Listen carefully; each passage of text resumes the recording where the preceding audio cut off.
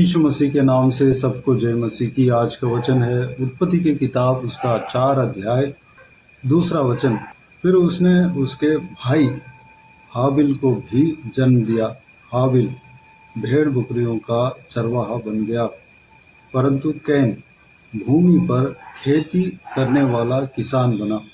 मेरे प्रियो, यहाँ पर इस दुनिया के पहला इंसान आदम के जो वंशावली में आदम और हव्वा के द्वारा जो संतान जन्म हुआ, 2 लड़के 2 व्यक्ति थे जो आदम के द्वारा जन्म हुआ, उनके विषय में यहाँ पर हम देख सकते हैं।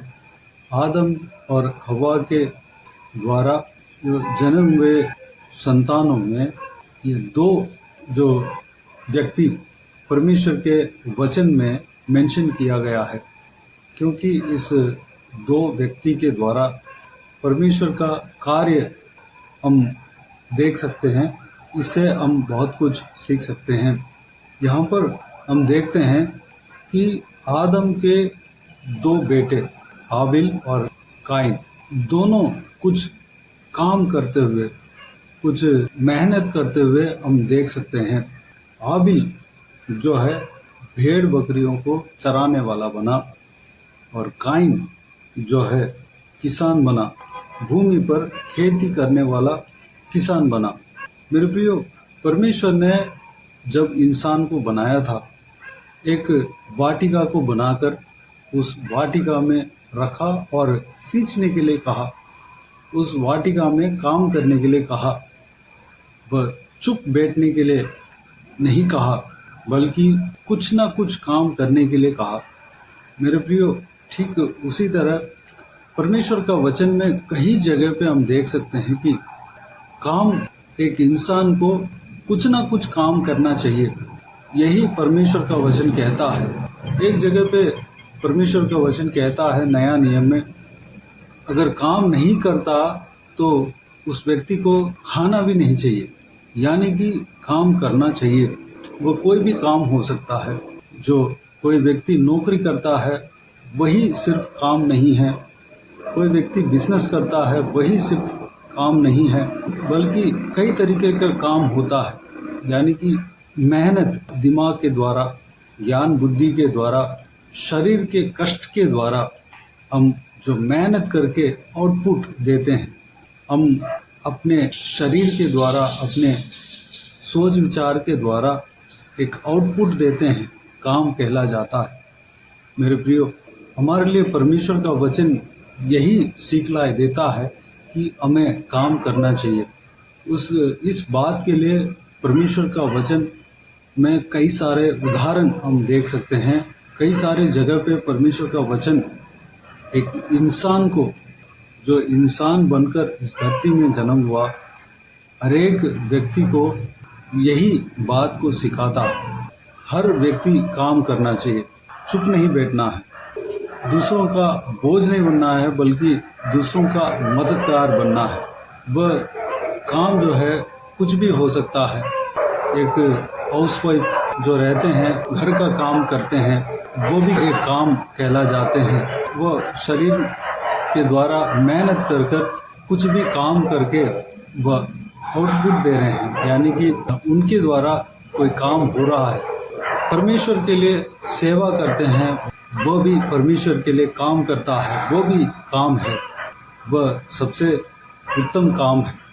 और बिजनेस करता है, वह देश के लिए या लोगों के लिए कुछ काम कर रहा है, वो भी काम है। और जो स्टूडेंट जो है पढ़ाई करने का काम कर रहा है, वो चुप नहीं बैठ रहा है और पढ़ाई करने के लिए जा रहा है, वो पढ़ाई कर रहा है, वो भी एक काम है। यानी कि कोई भी एक काम करते रहना चाहिए। एक इंसान बनकर जन्म हुआ तो जब तक शरीर में बल है, परमेश्वर जब तक शरीर में बल दिया है, तब तक हमें कुछ ना कुछ काम हमें करते रहना चाहिए।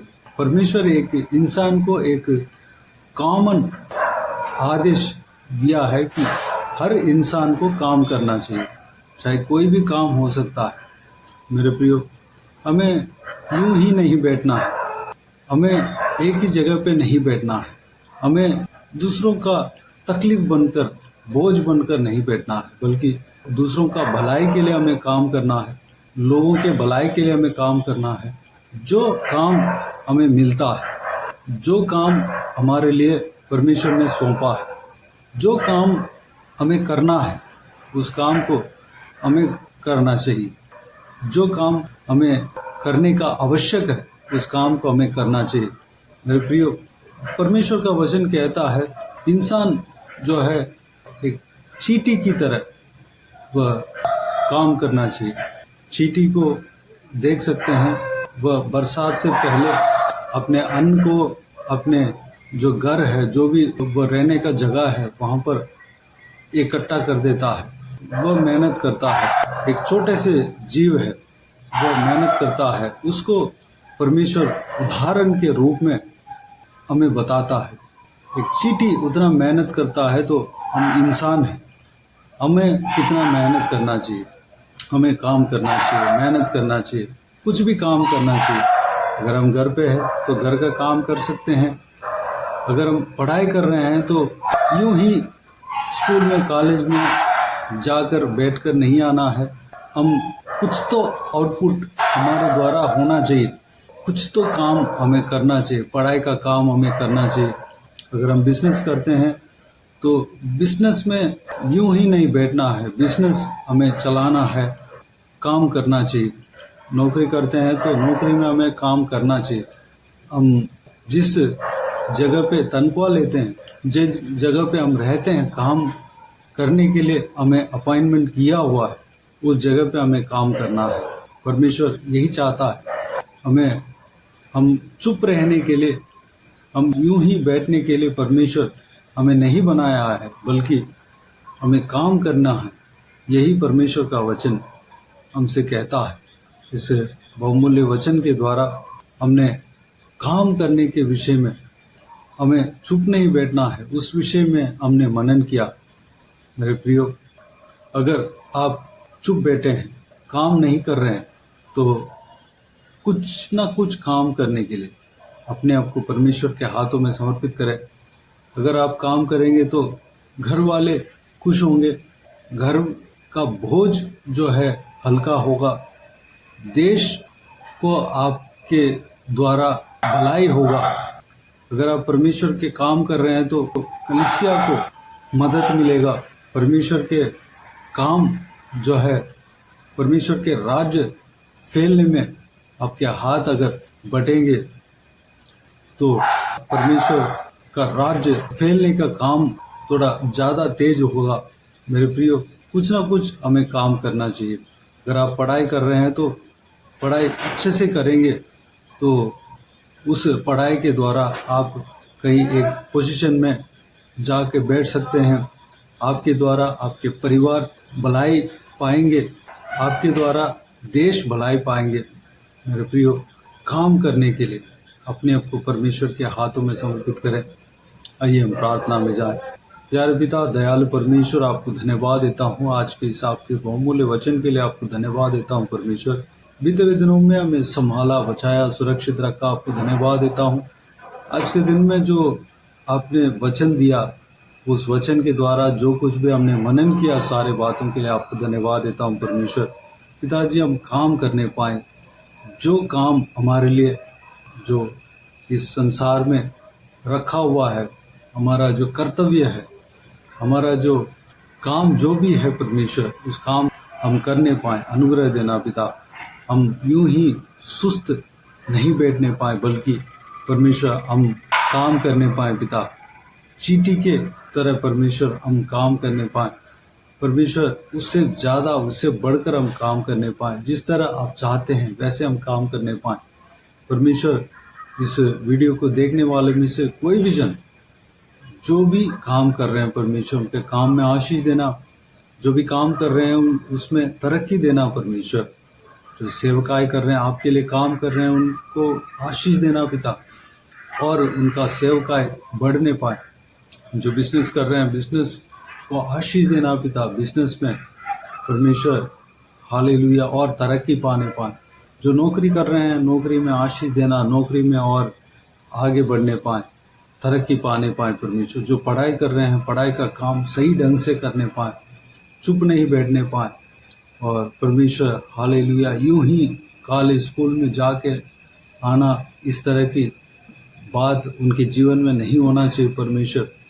जाकर अपने जो काम है, पढ़ाई करने का काम है, उस काम को हम परमेश्वर वह करने पाए परमेश्वर।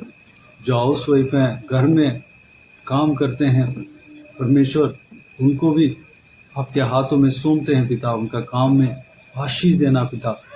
हालेलुया परमेश्वर, धन्यवाद देता हूँ। बाकी परमेश्वर जो भी काम कर रहे हैं परमेश्वर, उन सबको आशीष देना।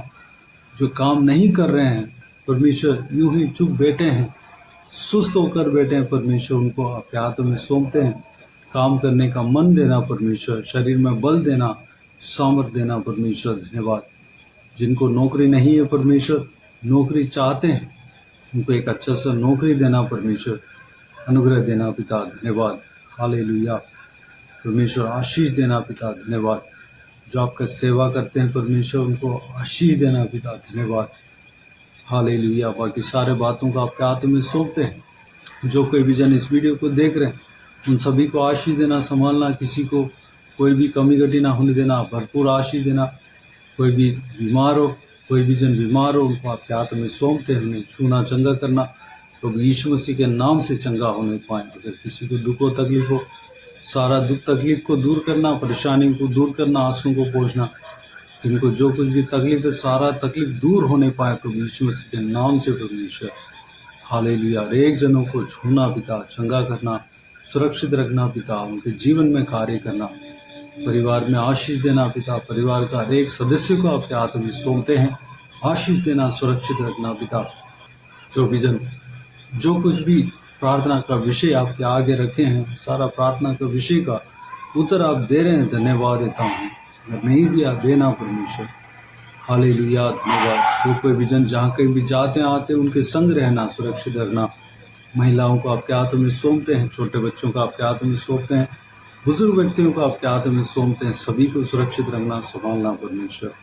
आपके हाथ हमेशा हर एक के ऊपर बने रहने पाए, अनुग्रह देना, आपके लहू से छिपाना पिता। बाकी सारे बातों को आपके हाथों में सौंपते हैं। सारा आदर, महिमा, जलाल आपको मिलते रहे।